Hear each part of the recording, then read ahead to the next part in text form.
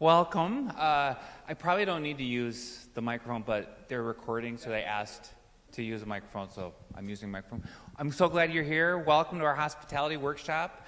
My name's Paul Moore. I'm pastor of Chain of Lakes Church in Blaine, Minnesota. I have the privilege of being on the board of this terrific group, Presbyterian Church Growth Network, and our workshop today is going to be quite interactive, because I don't have 75 minutes of content. So just fully authentic. I mean, well, I probably could, but we're going to have fun.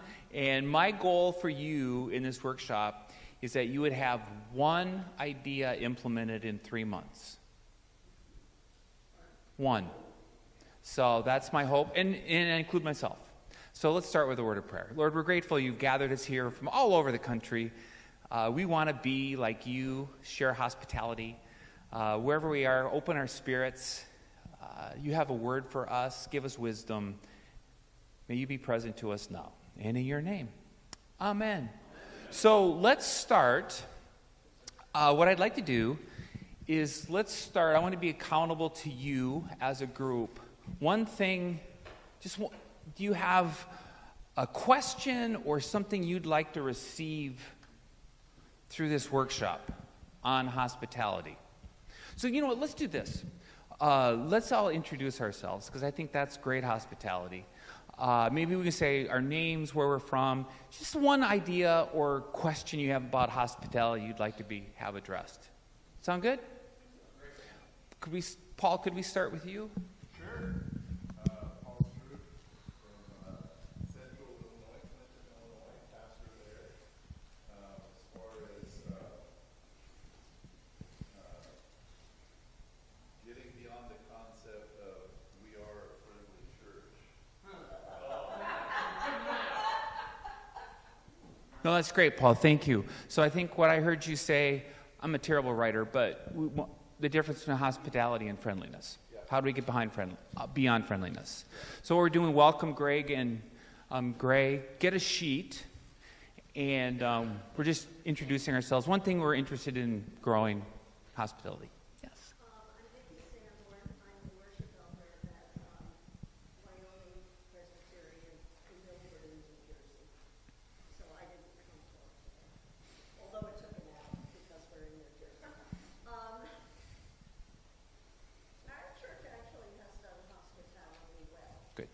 But we can always improve. Sure. Ways. We have ushers who welcome people. We have coffee hour afterwards. We give people rides who can't drive anymore. So those are like the normal things. Sure. I think there are things we could be doing during the week that maybe we're not doing. All right, so let's put that as a question. What can we do during the week? Hospitality during the week. Okay, thank you. I'm Deb Upton. I'm from Cincinnati.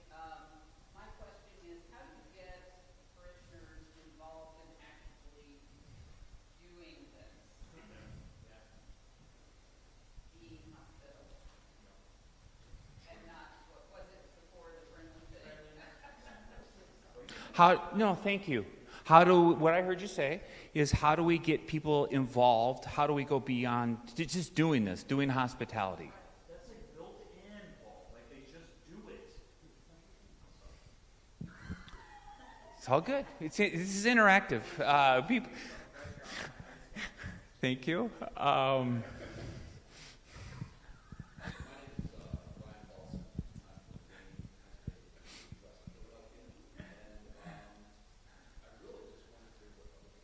Sure.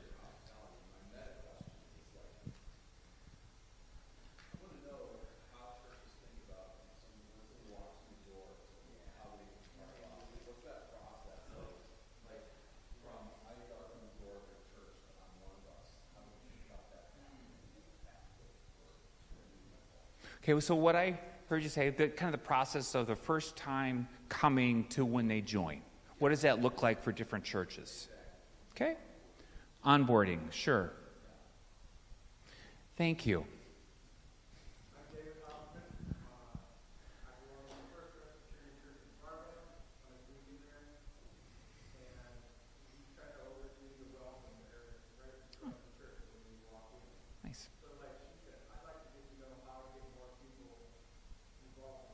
How do we get more people involved? Excellent. Thank you. Hi, I'm Linda. Well, yes, I'm from First Presbyterian Woolwich, Oh. and I think we do hospitality quite well. You've done great. Excuse me for interrupting, but done great at this conference. It's a great team to be a part of. I'm a team. I guess I'm here today to find out maybe what we could do better. Sure. Or something different. This summer, I had the experience of visiting Charleston, South Carolina, for the whole month of July. So I looked for a church the first Sunday, and I went there, and it was a PCUSA. And pardon? So I went there, and I felt like the experience was me being in third grade. Oh. Yeah, I mean, everything about it was that traditional and that boring, and so I didn't go back.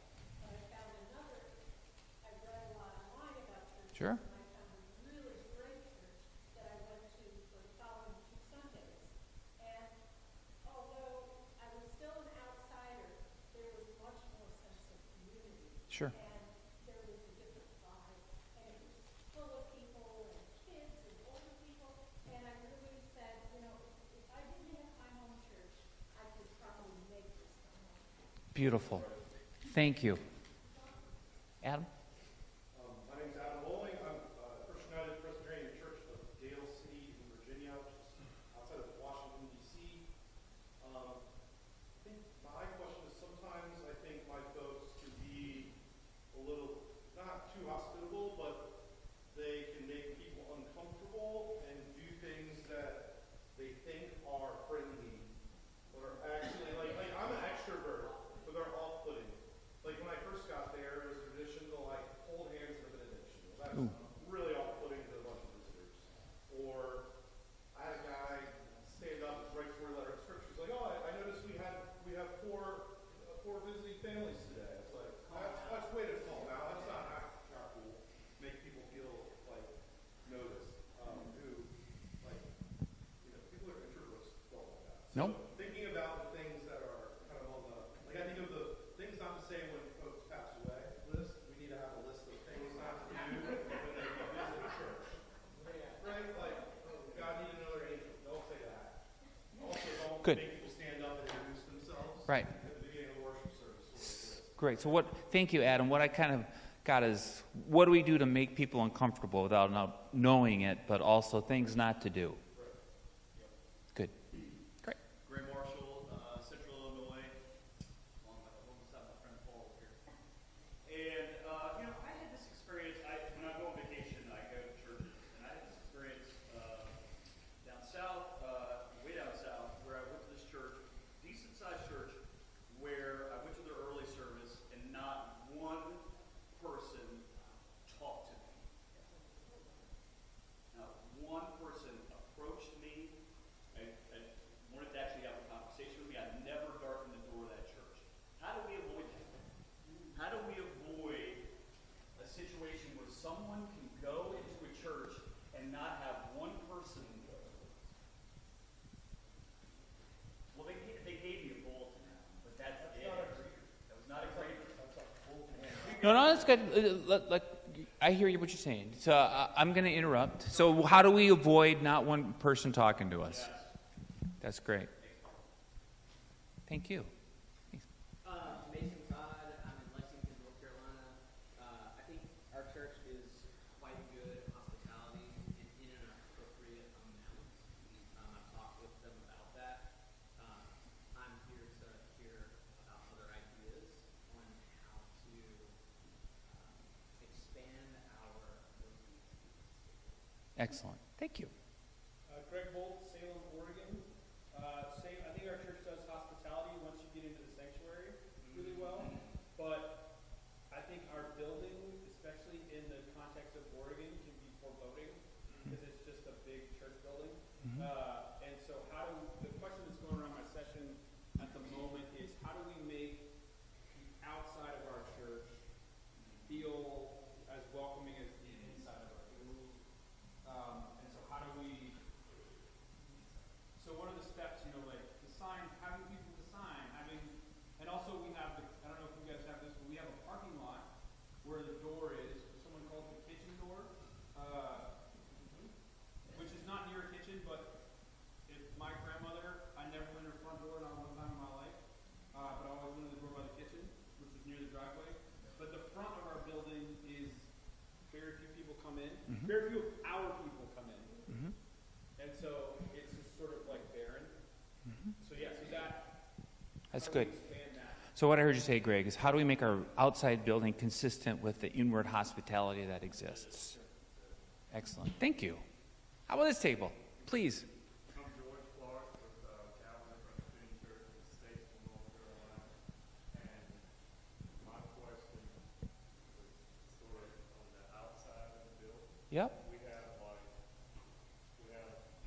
don't have signage at the state entrance, but our parking lot, when you're coming in from the side streets, and going around to where the entrance is quite confusing.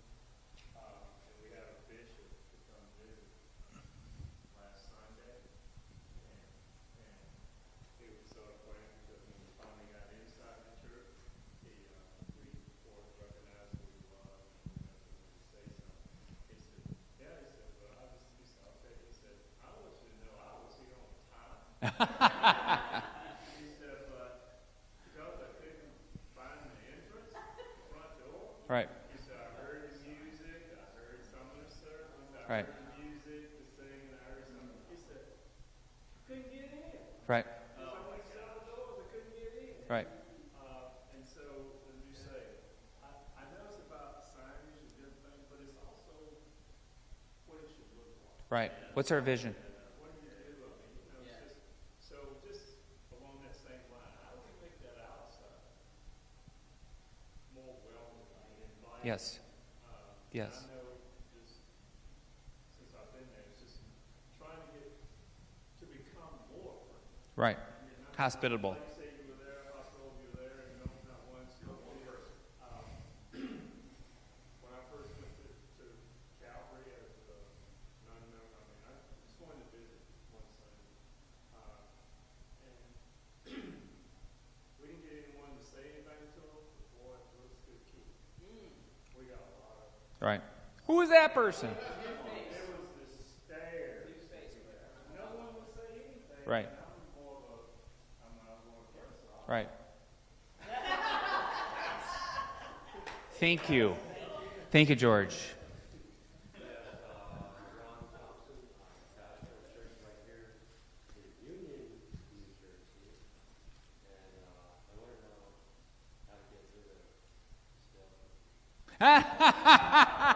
All right. We're all for that.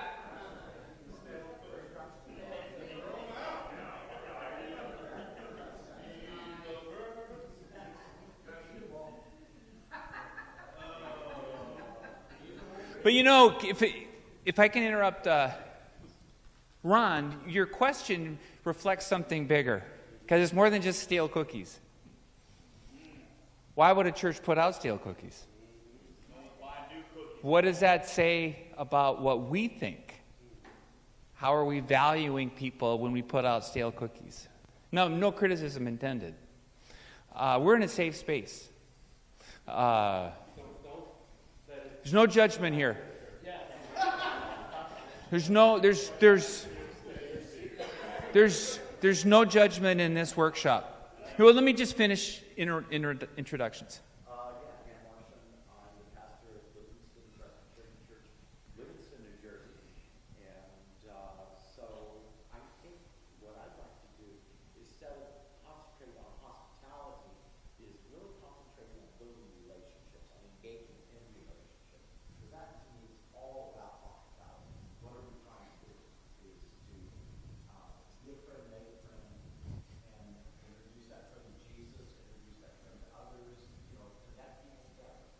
That's great. Thank you. I'm Dan Robertson, Western Springs, Chicago suburb, and I'm a couple years into a call that the church had not looked at hospitality in a very, very long time. So we've taken some steps. There's a long way to go, and I am not short on ideas, but I need help prioritizing those and getting the right volunteers in place. And these are the things slowing myself down to be able to walk with. Prioritizing. That's what I heard you say. And let me put my fellow Minnesotan on the spot, Mr. Parker. No, just your name and what you would like to get out of it. Sorry to get you a mid-bite, my friend. Hi, Dave Parker, Colby, Minnesota.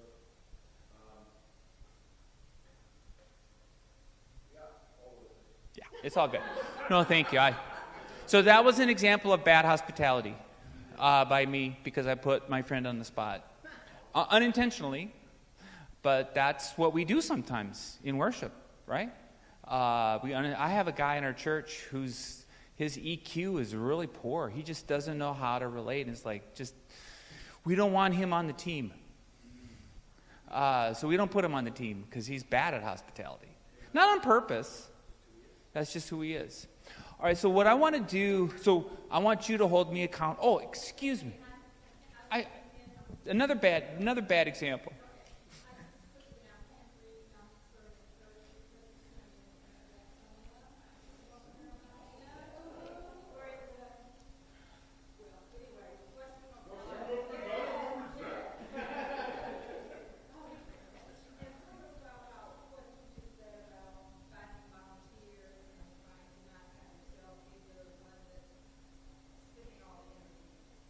Yeah, how do we get volunteers? Really important question. Okay. So I think what we're going to do, we're going to kind of start at the big level and then move down. I know we all are here because we'd like the practical suggestions. I get that. But we're going to start off big and then move down. I think Jesus is a terrific example of hospitality. So I want to look at that. I'll share a little bit about what we do at the church that I serve for hospitality, and then that's about it. And then I want you to talk among yourselves about hospitality. My goal again is you would have one idea that's implemented in 3 months. That would be my goal for you. Just one. Even though you probably have 20. So like when I'm kind of bad on tangents. Like when I go to conference, at the top of my notebook I write ideas, write them down.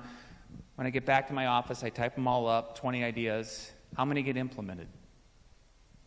Maybe one. When I go to a conference, when I go back to the conference, I always look at my notebook from the year before. It's like, why did I go to that? Right? So if I can get you one. All right, so a lot of the ways that I've been influenced by hospitality have come from a church called Church of the Resurrection in Kansas City, core.org. They have a hospitality conference. Even though it's a 22,000 member church, they do hospitality really, really well. I would encourage you, they have a lot of resources. It's all online. So that's how I've been influenced, besides Jesus, of course, on hospitality. So that's a really good resource. All right, so let's just start at the large level. Hospitality. Adam Hamilton. Yep. Core.org. Right. In fact, I went to their conference last week and went to a workshop on hospitality and learned a lot, even though I've been going there for 20 years. All right, so definitions, hospitality. What is hospitality? I went to the internet, Wikipedia. How do we welcome the guest? Hospitality. Part of this description of the workshop I wrote about was energy. I think hospitality brings energy. People can feel it. So just a moment ago when we were like laughing and talking and enjoying ourselves, you could feel it. That's hospitality. Guests can feel that. No, not everybody's a feeler, I get that. But that's the energy we're trying to create, in my mind, in worship. In the whole experience is the feeling. People might not remember your sermon, but they're going to remember how they felt. And that's what we're trying. We're not trying to manipulate people, because it has to be authentic. Right? So, there you go. Yes, and that's not manipulation, that's authentic. We want them to know that 1,000% manipulation. how we welcome the guests. So anyway, I'm just going to read. Hospitality comes from the Latin hospice, host, guest, stranger, how we welcome the stranger. It's not hostile. The Latin word hospitalis means a guest chamber, how we help the guests. Wasn't it cool today when you came up and the folks outside had a sign on? Isn't that beautiful? You know exactly where to go. I've never been to this church. I knew exactly where to go. I felt good. That's hospitality. Please. Since I'm from this church, just fill you in on a little something. So we have special services, candlelight service, and Christmas Eve, and what have you. We have people in the parking lot with desks on to help you get around, negotiate, and get into the building. Because we get a lot of guests for those services. Yeah. If it's raining, we have people with umbrellas to meet you Yep. in the parking lot. Yep. So we have all kinds of things that we initiate depending on the circumstances. So somebody at your church is thinking through hospitality very well, and then they've organized it. Good job. It is intentionality, absolutely, for sure, yes. So it's kind of that. So it's organized, and a lot of your questions about our organization. How do we organize this? How do we get more people? I've never met a church that says we have enough volunteers. How do we get more? But it's the relationship. It's the one-on-one relationship. Because you could have all that organized, but if the people are like, you walk by them, they're not friendly, they're talking to somebody else, nobody talks to you, you're not going to go back. Makes you feel bad. So I guess what I'm trying to communicate is it's the relationship, and it's the organization that comes out of understanding what you're trying to do in hospitality. So like here, hospitality is a relationship of a host towards the guest. The host receives the guest with goodwill and welcome, reception and entertainment of guests. So that's kind of how I understand what I'm wishing to communicate about hospitality. Probably not new. We know this at a certain level. But sometimes we need to be reminded. So as I was getting ready for this workshop, I was looking for a video on hospitality, and I found one I think is really good. It's 5 minutes, and I probably don't have rights to show it, but when has that ever stopped us? So I gotta. Right.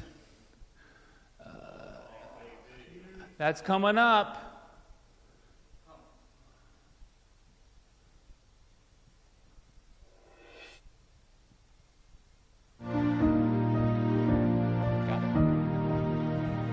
I think that people who think that hospitality is just for restaurants are completely missing the boat. I think hospitality is probably the single most powerful business strategy that doesn't get taught nearly enough in business school.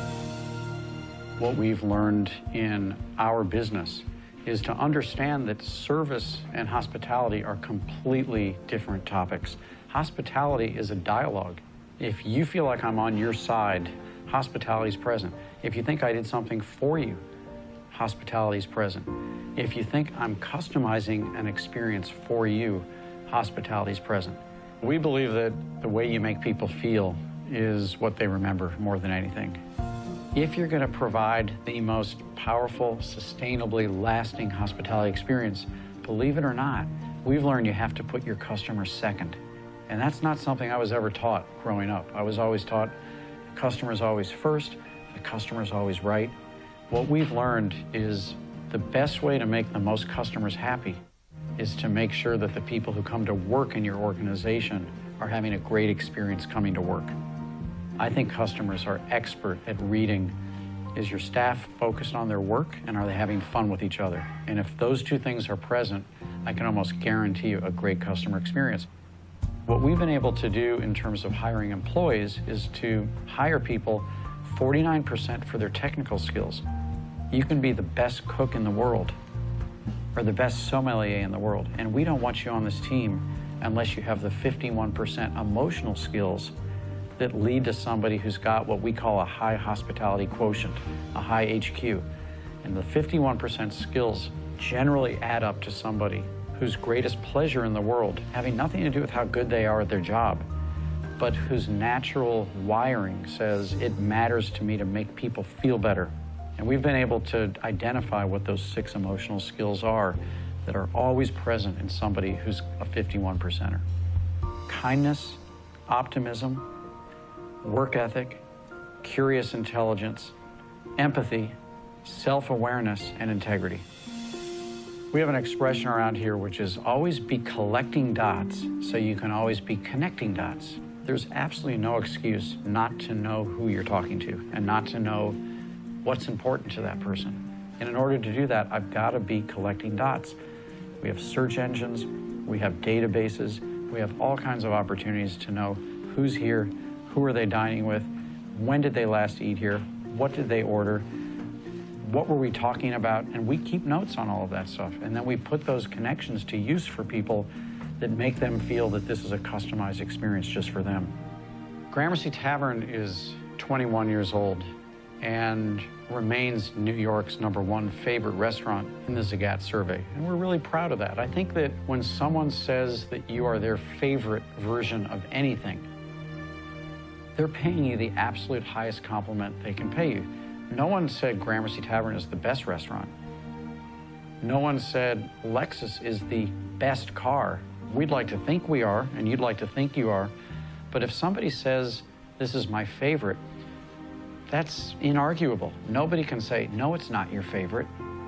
And if I say Lexus is my favorite car, it wouldn't be my favorite if it also didn't provide an emotional connection that made me feel awesome. We have competitors out there who actually have higher food scores than we have. And we have a higher favorite rating. We have competitors who have even a higher service score. You know, their waiters wear tuxedos and they do a beautiful job of saucing the fish next to your table, etc. And we have a higher favorite score. So this is not an excuse not to constantly work on our performance. But I think the sum of our performance plus the hospitality experience leads people to say, there's just nowhere I'd rather do business. We're in a day and age with the internet where every good new idea we have, if it's truly a good idea, gets copied. And the shelf life of innovation is, it's probably about 5 seconds today. Nobody can take out their smartphone and take a picture of an act of hospitality. They can't take a picture of how you made my heart feel. And so, yes, we're gonna keep innovating. Yes, we're gonna keep performing at our maximum capacity, but we're gonna go to town on the stuff that you cannot copy from us. I tell our team here all the time, forget about it. This is just a box. It's a hospitality box. That's the advice I would give any business, is put it out of your mind that you're selling a car. You're selling happiness, and you're selling emotional comfort. And if you can understand who I am and what my sign says when I walk in, where else am I gonna go?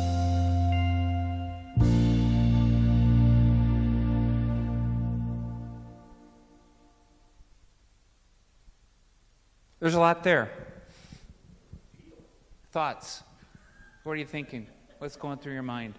Hospitality is not always able to be defined. It's always Experience. The theme song for Cheers. Everybody knows your name. Yeah. Everybody knows your... That feeling of being welcome. Favor's not the best. Favorite's not the best. That was illuminating, wasn't it? So we're capable of this, no matter what our size. We're capable of creating an experience, even if you're 5 people. So you don't have to be the big church to share great hospitality, right? It's it's that relationship, what you're making people feel. What else did you hear from him? Collect dots so you can connect dots. So what did that mean to us? Yeah. Yeah, please, I'm sorry. Excuse me, Adam. Collect, basically get to know people and remember what, like, for example, we had a visitor one time that came in and talked to someone about, like, their life. And they're like, we're going to go away for 2 weeks. We're going to go on a trip. And we're going to be back. And they came back. And that member that had talked to them, like, 3 weeks ago was like, hey, how was your trip? How is your uncle doing? And blah, blah, blah. Like, they remembered all that. And because of that, that family was like holding on. And they felt seen and welcome. And they said, You got me from that. And what I hear that guest saying is, you got me because you remembered me. It was the customized type of experience that he was talking about, right? And that's, that's not something you have to put in a database. You don't need to be a big church to do that, right? It's a relationship. It's how you made me feel. I remembered. And some people are better than others, but that person, it meant something to your person, not to the guest. Well, it did mean something to the guest, but to the person who remembered. It's a learned skill. So if anybody's been a part, I was talking about earlier, if anybody's been a part of Young Life, Mm-hmm. that is one of the core points. Is when you meet a new young person, you walk away with 3 facts about them in your interaction with them, so that you can recall those 3 things the next time you see them. And I think again, regardless of theology, I think that's a really important piece that the church can grab onto and easily do, which is you have people at the door and they meet somebody brand new, and all they're doing is the 10 or 15 seconds that they have had an interaction with them to hear what their name is, where they're from, that. Right. Well, now they're in the sanctuary. The person can then go and just write that down. Right, absolutely. You didn't have to keep commit to memory. No, that's great. So what are the 3 things that at Young Life they would encourage you to remember?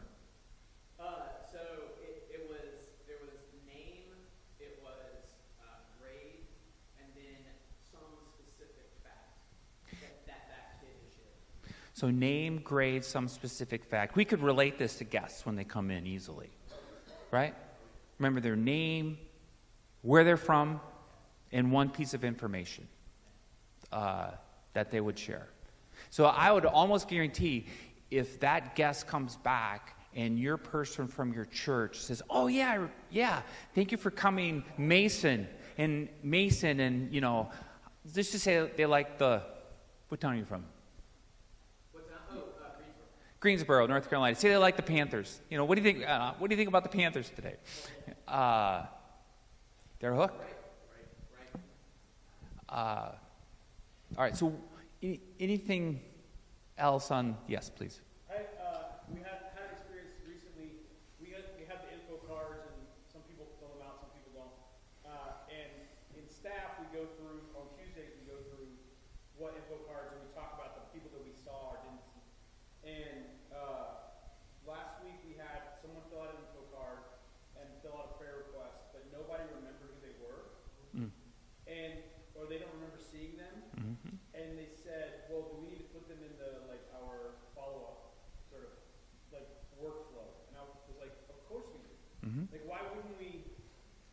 That person gave us their name, address, and phone number, and they had a prayer request. Why wouldn't we send them the thanks for worshiping? But it was an interesting, and it was new to me because we do a pretty good job, but we try to do a pretty good job of follow-up. Mm-hmm. That being able to, and people I think are nervous about talking to people. People are very nervous. It depends on how many introverts you have. Right. I interrupted you, Greg. No, so that's it. But just what is so how do we exclude people we don't mean to? Right. Right. So I love stealing stuff from people that do it better, even if they have bad theology. Absolutely. So I'm gonna tell you. Right. All right, so you saw the picture. I only have 2 slides to share with you. One was the video, and then one is I did like the hospitality quotient notion. yeah, say more, Mason. So I noticed that you said EQ earlier, but he's Emotional intelligence, but right. he's talking about HQ, this hospitality quotient, that there are particular people within your congregation. They are good. And if they're called on to do something like that, they'd probably be willing to do it. They would be. Because they're probably already doing it just because that's who they are. It's natural. Right. I think that's a fascinating way of looking at the skill sets. Right. So we always want to be placing people with gifts in the right place, right? So I share the story a lot. So I have no skills. I have very low skills at carpentry. I'm just not good at it. So I always say that if you see me walking around the church with a hammer, call the prayer chain. Because we're in big trouble. That's not my gift. That's not my gift. Kind of getting at what Mason was saying. Now, you could say, well, Paul, why don't you learn? Why don't you grow? You know, you could watch a YouTube video on how to make something, or you could go to a class. And I would say, I just don't like doing it. I'm not against it. It's just not my gift, and I'm not going to do it. If you need someone to talk to somebody who's thinking about taking their life, I'm right there. Not, of course, you all understand, we never want that to happen. But I don't want to say I like doing it, but it's a gift. I'm willing to listen and talk to you. So we want people placed in our church who get those gifts. Right? I think like a football coach. Most football coaches are very outgoing. A coach, I come from, I was in athletics my whole life. You want that person at the door, welcoming them. I'm so glad that you're here. It's natural. It's authentic. And that means a lot to people. So it's that placement of gifts. It's kind of that we're going to get into this a little bit, but that's that organization of hospitality. So it's more than, it is how I welcome you, how I look you in the eye, how I care for you, how you feel that, how I make you feel. But you can also organize that. And we're going to get into that. And We also talked about that idea of the staff, how essentially it was that it was seen that they were enjoying being with one another. absolutely. They like each other. Absolutely. For sure. When they walk into the church, it's like, wow, I would love to be a part of a group of people like this. Right. So remember part of the description of the workshop is spiritual energy. What makes for spiritual energy? It's people who like to be there. They like to be present. They want to be there, right?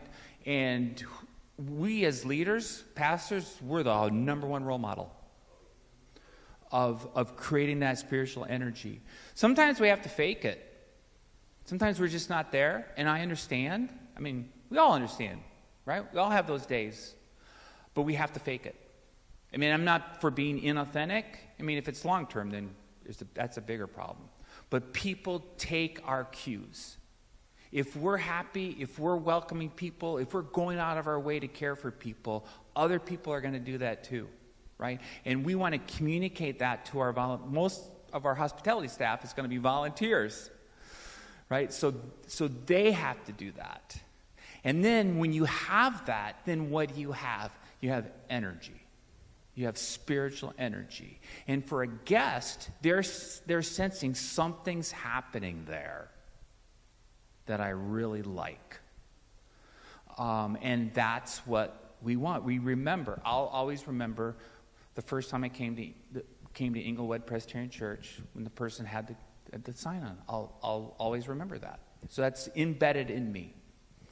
That's hospitality. I felt great. That's what we want to create for our people. It doesn't have to be difficult, right? But it takes thought and organization, how we're making the guest. I think that video is I've seen it probably 10 times now. Every time I see it, there's something new. And I'll try to get you, I think I have your email, so I'll try to get you yes. I just want to comment about the video. Yes. Because when I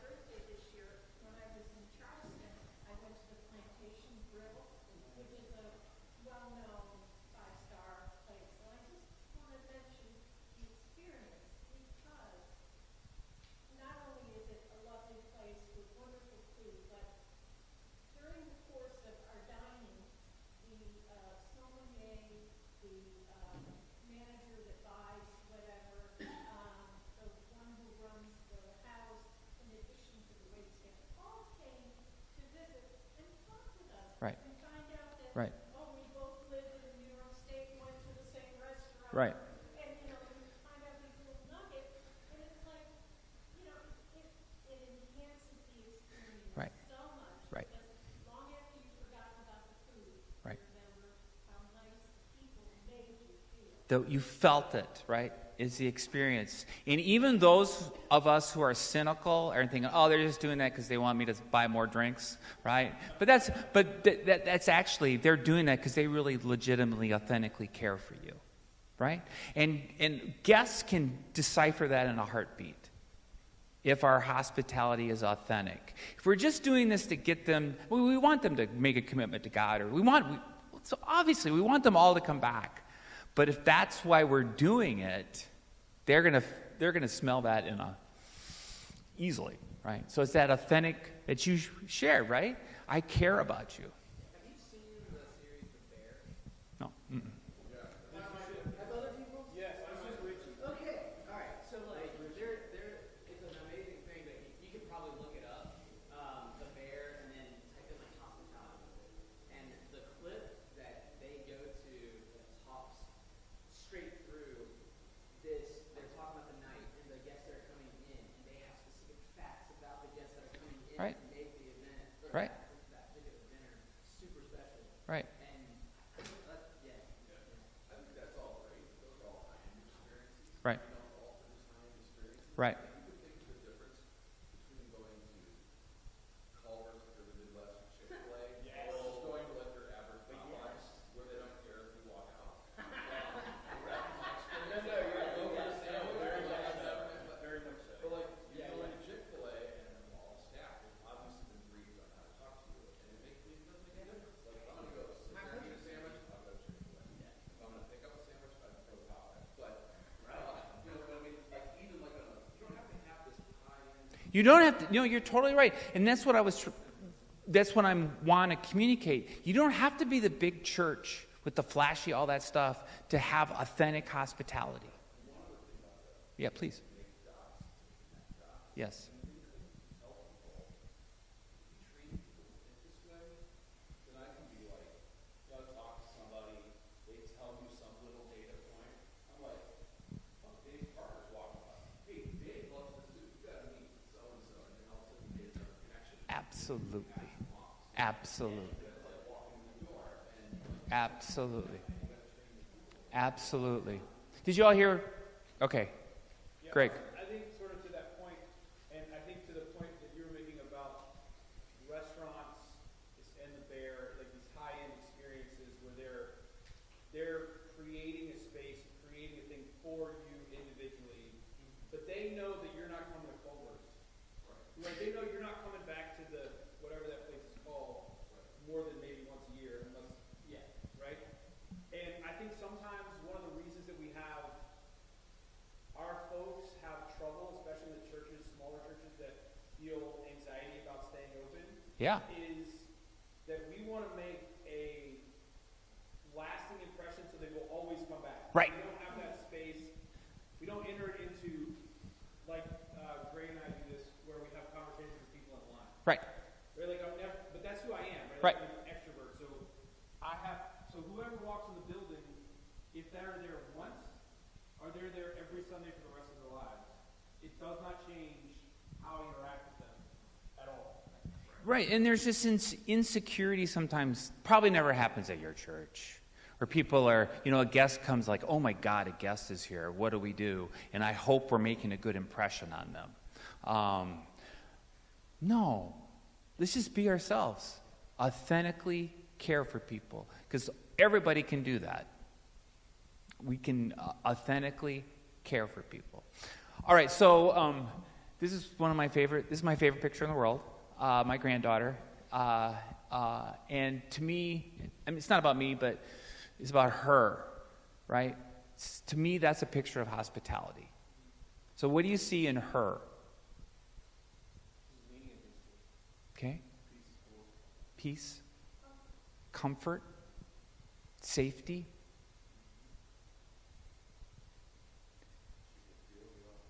She can feel my heart, love. I'm happy. Very happy. Right? Well, there is that. Doesn't hurt. Yeah. That's what we want our, we can take these principles to our guests. And obviously we're going to be appropriate, of course. We're smart people here. But that's what we want. Safety, comfort, care. This church's got my back. Like they said in the video, they just know they have my back. Please.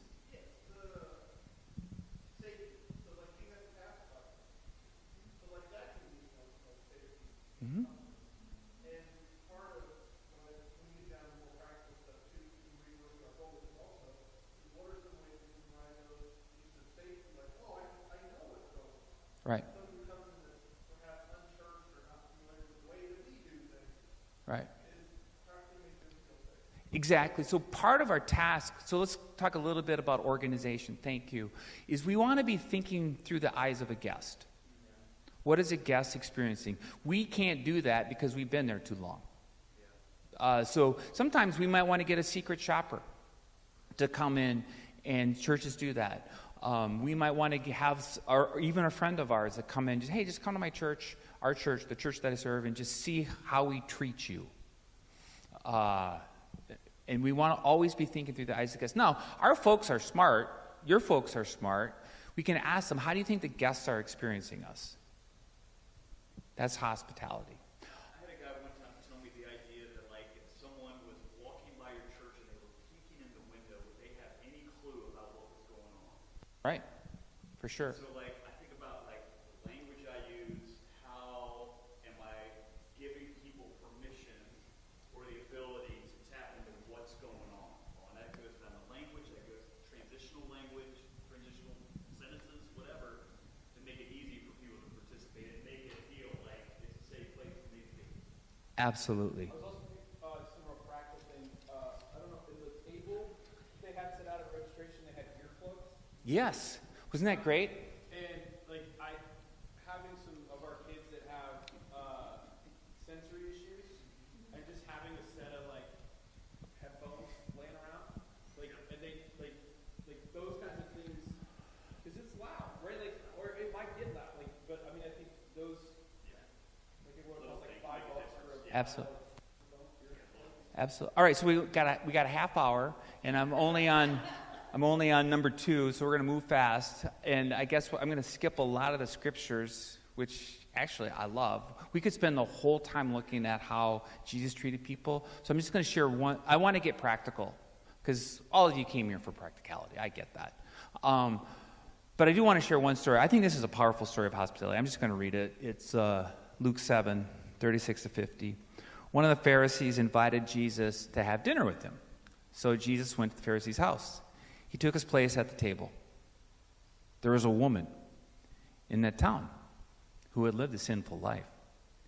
She learned that Jesus was eating at the Pharisee's house, so she came there with a special jar of perfume. She stood behind Jesus and cried at his feet. And she began to wet his feet with tears, her tears. Then she wiped them with her hair.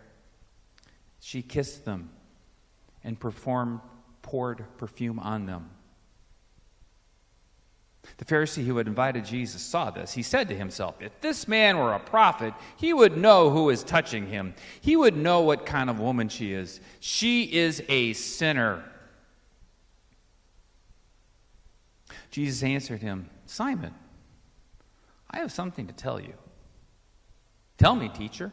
2 people, Jesus said, owed money to a certain lender. One owed him 500 silver coins, the other 50. Neither of them had the money to pay him back. So he let them go without paying. Which of them will love him more? Simon replied, I suppose the one who owed the most money. You're right, Jesus said. He turned toward the woman and said to Simon, do you see this woman? Do you see this woman? Do you see this woman? I came into your house. You did not give me any water to wash my feet, but she wet my feet with her tears and wiped them with her hair. You did not give me a kiss, but this woman, who has not stopped kissing my feet since I came in. You did not put any oil on my head, but she has poured this perfume on my feet. So I tell you this, her many sins have been forgiven. She has shown that she understands this by her great acts of love, hospitality. But whoever has been forgiven only a little loves a little. Jesus said to her, your sins are forgiven. And the guests began to talk about who forgives sins. But isn't this just a terrific... I'll just answer my own question. I mean, the story speaks for itself. The difference in hospitality for the woman, what she did. Expectations too. Absolutely. Hospitality is a huge part of that. Absolutely. So that'd be a good story to read, to maybe share with our hospitality team or with our congregation. You know, we're always, one of the questions was, how do we get more people? We're always creating a vision of hospitality. And this is, you know, you could do a sermon series perhaps, those of us who are pastors, on hospitality and then how we can plug into that and give illustrations. This would be a great story to do that. All right, so let's get practical. So Chain of Lakes, what we do in hospitality, and I share this with all humility. I'm not claiming anything, but we will claim that hospitality is really important to us. Okay, so who is Chain of Lakes? So we were a new church. We were a new church. We started basically from scratch in 2009. Today we have about 100 in worship, so we're not like a huge church. We've just gone to 2 services, and we need a new building. So if anybody would like to pay off our debt, we'd receive it. But it's a people. I do think that not every Sunday, but most Sundays, if you come there, you're going to feel something. You're going to just feel that people really care about each other. So a couple weeks ago, and I say all of this with humility. I'll brag on my people. So we had our co-executive presbyter come, and I don't know if it was the first or second service. It doesn't matter. So we did our stuff. We came out. Nobody left the worship center. Like, where are they? I said, they like each other.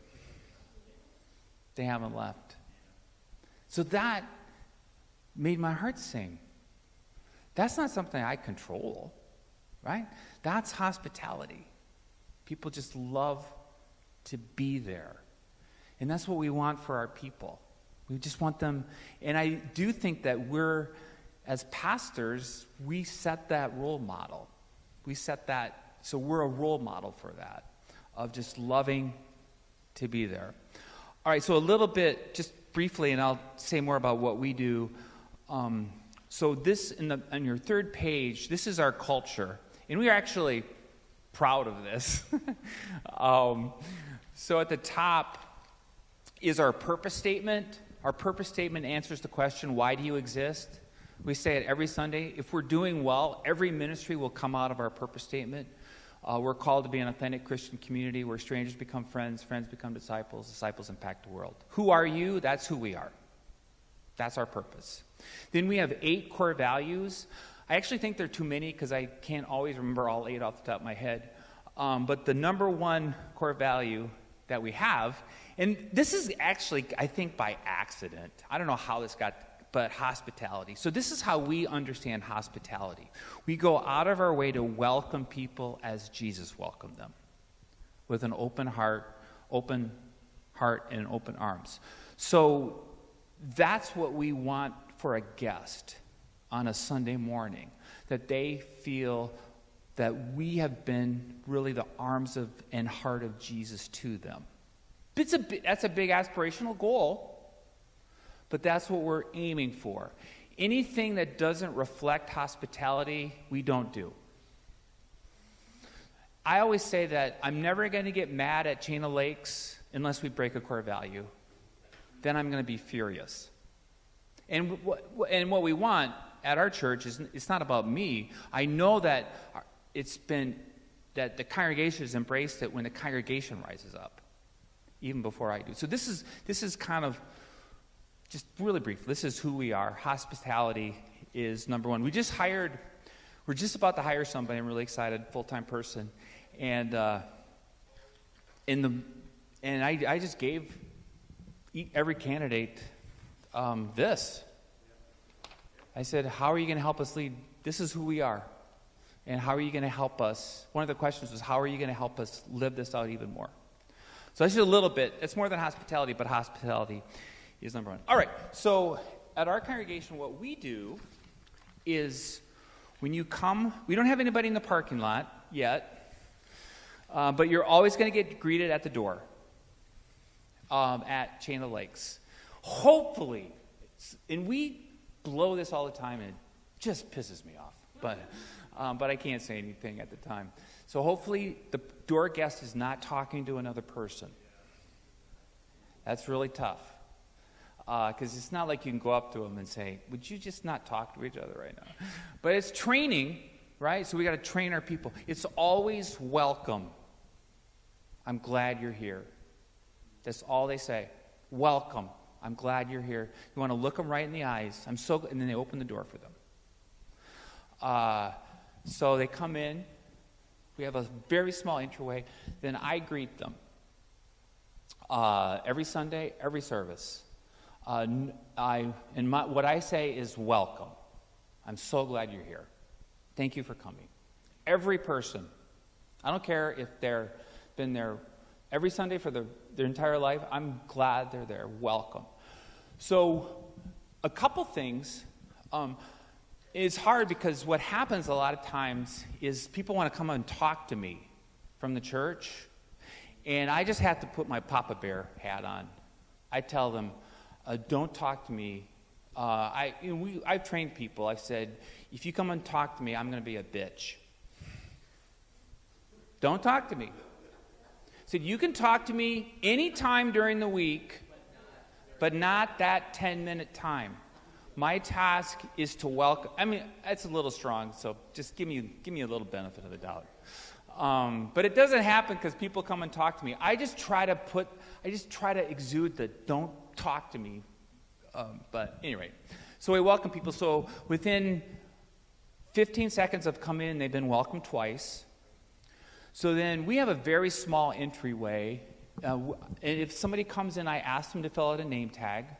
We do disposable name tags, because what happens if you have permanent name tags and the guest has a permanent? No, they not only know that, everybody knows they're a guest. So we pay them money. I don't even know how much name tags are, but everybody has to put on a name tag every Sunday. So we do the name tags. Then they walk in and they're greeted by an usher. They're given a bulletin, welcome. So in the first minute and then they go into the worship center. They've been welcomed 4 times. And hopefully appropriate. Now we're fortunate we don't have like multiple doors, so you can only come in one place. But I've been doing this a long time. People would rather be over-welcomed than under-welcomed. Now, some people might say, well, are you just welcoming them too much? Not if it's authentic. Not if they feel that we're glad that they're there. It's not too much. So when they come into worship, we have praise music going, and they sit down. Now, I had something in my sermon last week about hospitality. I go, you know what? I think what's happening sometimes in our church is I think we have this sense of ownership of a seat. You ever get that sense? Everybody sits in the same place. What does that mean for a guest? What happens if the guest sits in your seat? Right. So I encouraged people last week, said next week I want everybody to sit on the other side.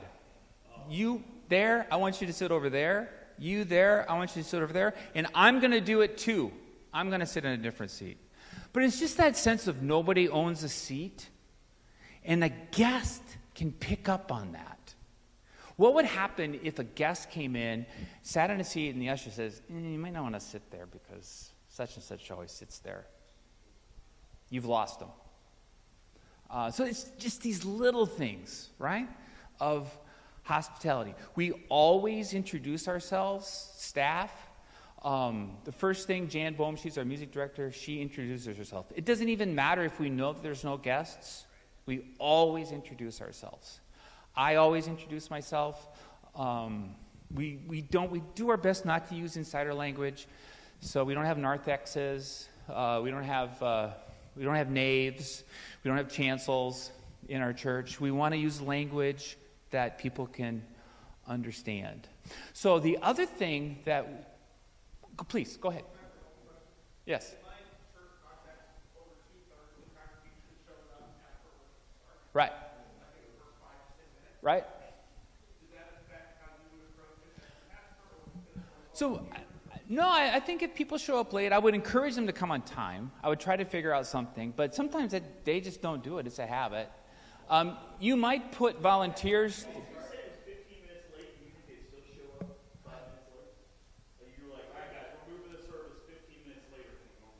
Oh yeah, they would show up late. Right. So I think you want to model that. So I think you want to encourage them to show up on time, and then I think you want to show why it's important. You want to communicate why is it important for you to show up on time? Not in a sense of guilt or judgment, but what does that say to a guest? It says that they don't value the first 10 minutes of worship. Maybe we got to change the first 10 minutes of worship. Maybe you put the most exciting things in the first 10 minutes. The best music, that's what I did. I played some brass quintet. I put it at the beginning. There you go. Right.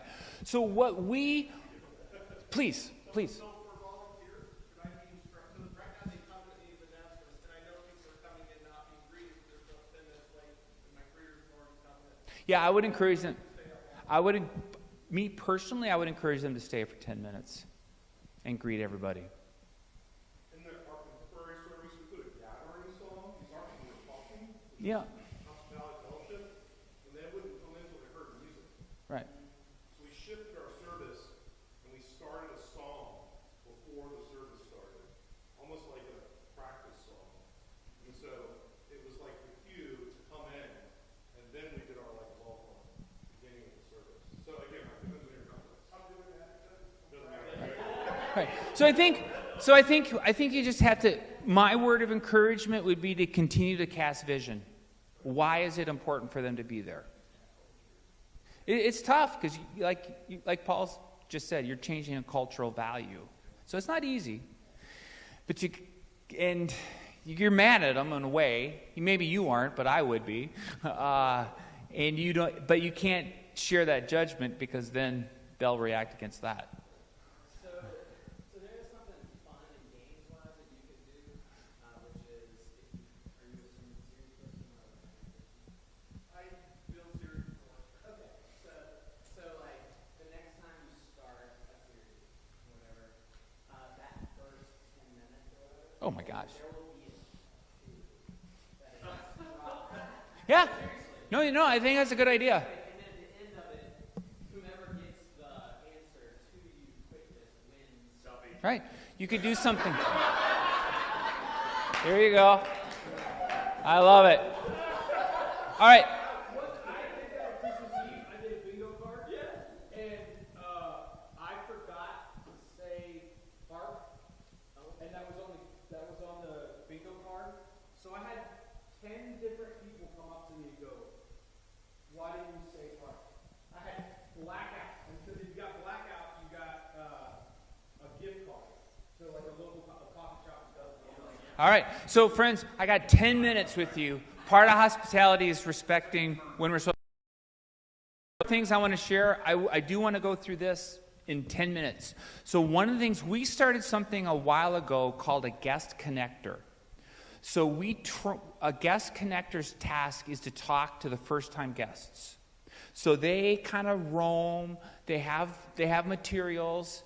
I know who the guests are because I greet them, and then they'll come and talk to them. So the guest connector's task is to go and talk to the guest and talk to them. They have materials to share with them. They might sit with them during the worship service. They have to have a high EQ, emotional intelligence, because sometimes a guest doesn't want that, then they have to respect that. Sometimes they love it, so they might sit with them. That, and a really important task, and this is selfish, is to get the communication card. And that's what the guest is supposed to do. And you know what? Those flipping guest connectors, they don't do it. They rely on me. Because I'm fanatical about getting the communication card. So what I'll do, it's a fail if we don't get a communication card. I mean, if they don't want to give it to us, there's nothing we can do. But if we haven't asked them to do it, it's a fail in the church. Because if we have a guest come and we don't have the information, we have no way to reach out to them. We can't follow up with them. I mean, we can't follow up without the information. So every guest who comes back, I'll always ask them, hey, did you have a chance to fill out a communication card? And I'll always have one with me, with a pen. You can do that, yeah. So we still have a long ways to go, and my goal is 100%. 100%. 110%. There's nothing, because we might not have the greatest follow-up. We have decent follow-up, but we can't follow up if we don't have the information. It's not about intrusion, because the guest has the choice. They don't have to fill it out. But they're not going to fill it a lot of times if they're not asked. So that's what the guest connect. So this is really important to us at Chain of Light. So our guest connectors, we have about 8 of them, and we always send emails to each other during the week. But it's worked for us. And, it's just more people to recruit and train, but that's what we do. So I stole this from other churches. Right.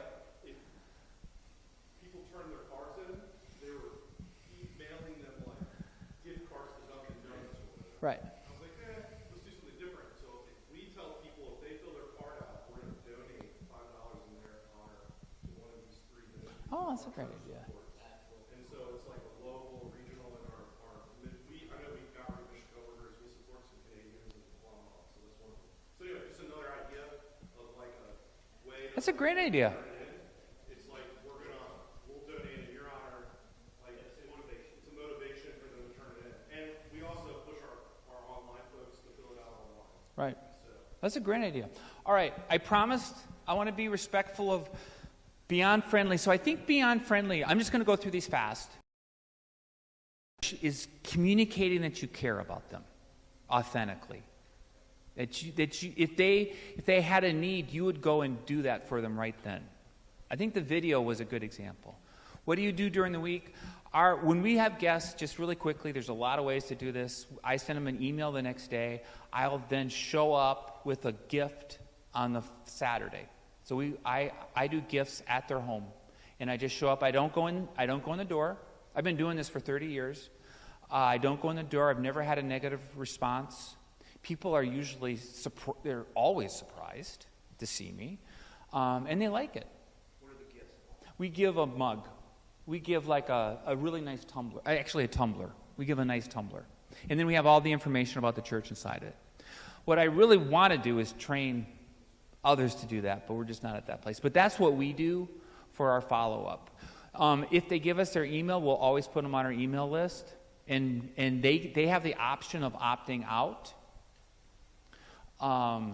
So we're going to do everything, but we always give them the option of opting out. I don't see it as manipulative. I see it as trying to build a kingdom. So it's not the best way. We can improve, but that's what we do at Chain of Lakes. All right, how do we get... Please. When you die, Yes. how is the church going to continue that? Is the next pastor going to be expected to stand in the front door and welcome everybody and then go visit all the visitors? Right, so probably not. So that's on me, so we haven't trained them well enough. Got to train them that this is a core value, because this is a core value. That's a really good question. Observation. Yep, I agree. Yep. Because I'm extroverted and I would tend to do that stuff. Yeah. How do we get people involved to doing this? There are techniques. I think it's casting vision. You always casting vision on what's at stake in hospitality. Maybe we show that video. I don't know. But you got to continually cast vision, because vision, we know this, vision leaks fast. So we got to cast vision, and then we got to train our people. We haven't done as well as we could at Chain of Lakes. And we have our system set up, but it just drives me nuts when our door greeter's talking to somebody else. It's a little thing, right? But we don't see why it's important, and that's on us. We haven't trained them well. So that's on me. All right, process. So after they come, we do guest things they're on our email list. We encourage them to come. I'll send them emails. We do have, sometimes our guest connectors will reach out to them. If they come 5 or 6 times, then we'll ask them. We have a membership class. We have a 2-step membership. It's very simple to get in. I could talk more, but just for time reasons. Make people uncomfortable. So you have, I think in our hospitality ministries, you got to have people who have good emotional intelligence. Because we're not trying to make people feel uncomfortable. So that's my really quick response to that question. How do we avoid not one person? Oh, well, it's a system. So you couldn't get into Chain of Lakes without 4 people welcoming with you within 30 seconds. And the cynical, and people would talk to you. Because the culture's been set up, it's creating the culture. How do we make building outside? All right, so one of the things that we do on our building, we have the rainbow flag on our building, and we've had a lot of people come because of that. So that's consistent with our hospitality. So that's an expression of hospitality. So I think signage can be consistent with hospitality. So that's a really quick response to that. Consistently, signage, we talked about how do we get rid of steak. What was that one? Well, I know it's a funny thing, but that's hospitality. That would drive me nuts. So if we were giving, because that's a violation of our core value. Jesus would not serve you stale cookies. I know that's silly, but Casting the vision of, you're always trying to think of, if Jesus showed up, right, how would you want to treat him? right, You serve Jesus stale cookies? And right. that's what I would tell my people. I would tell them the same thing. You would want to give them the best cookies ever. We want to give them the best, You are seeing right, Jesus in other people, especially the visitors. right. That's what can turn stale cookies into good things. Or would you give Jesus your favorite? That's right. And some things are not my favorite. Right. How do we build relationships? All right, so I think we got most of the questions. So if I had we got 2 minutes. So just be thinking, what's one idea that you would like to implement in 3 months? Is there one idea for you? And you can share. Adam? The visitor connectors I'd already thought about, so I came to this, and you're doing them. I thought about doing that. Right. Guest connectors. We have Ted at the door every week. Ted. But having someone between Ted and the sanctuary. Yeah. Yeah. Having. We have 2 doors, so. Yeah. Having more greeters. Yes. This is a kind of different tack, but we have a double door, and we leave it totally open. Yes. All morning. Yes. And, obviously, in the winter, it closes when church is about 5 minutes in. But we hung baskets on each of the doors and put flowers in. And it just is such a colorful, Yeah. we live in a kind of green area. And it's so colorful, even in the winter. And at Christmas, we put greens and berries.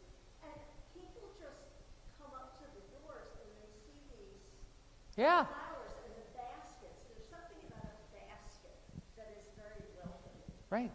That's beautiful. And it's been really successful and very easy to do. Please. One thing that we started at our church a long time ago is it's one that what you do, Paul, on Saturdays, is that when we have visitors or guests come to our church for the first time, we give them a bag Yes. with information, items with a cup of water. Yep. Tea in it. It's all great. Yep. Right. We would just thank them that they're with us and then Yes. That's beautiful.